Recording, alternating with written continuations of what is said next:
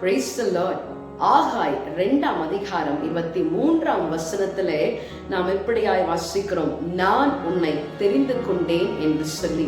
பிரியமானவர்களே, நாம் ஒருவரை தெரிந்து கொள்கிறோம் என்று சொன்னால், தேர்ந்தெடுக்கிறோம் என்று சொன்னால், கடைசி வரைக்கும் நாம் தெரிந்தெடுத்த ஒன்று சரியானது என்று நம்பிக்கை வைத்துதான் நாம் ஒருவரை தெரிந்து கொள்ளுகிறோம், நண்பனாக தேர்ந்தெடுக்கிறோம்.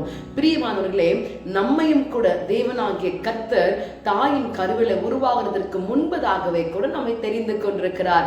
நம்மை ஏன் தெரிந்து கொண்டிருக்கிறார் என்று சொன்னால், அவருக்காக நாம் வாழுவோம், அவரை நாம் பறைசாற்றுவோம், அவருக்காக ஓடுவோம், அவர் நம்மை படைத்திருக்கிற நோக்கத்தை நிறைவேற்றுவோம் என்ற ஒரே ஒரு நோக்கத்திற்காக தான் உங்களையும் என்னையும் தேவன் தெரிந்து கொண்டிருக்கிறார்.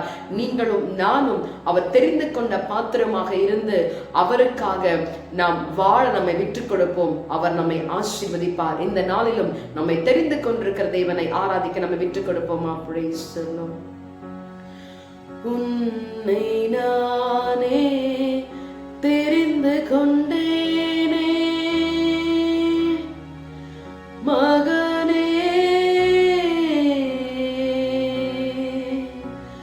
மகளே, உன்னை நானே தெரிந்து கொண்டேனே.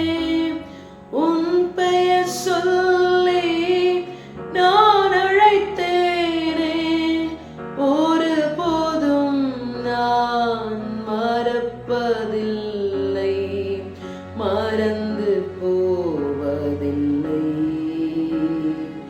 வழியும் சத்தியமும் ஜீவனும்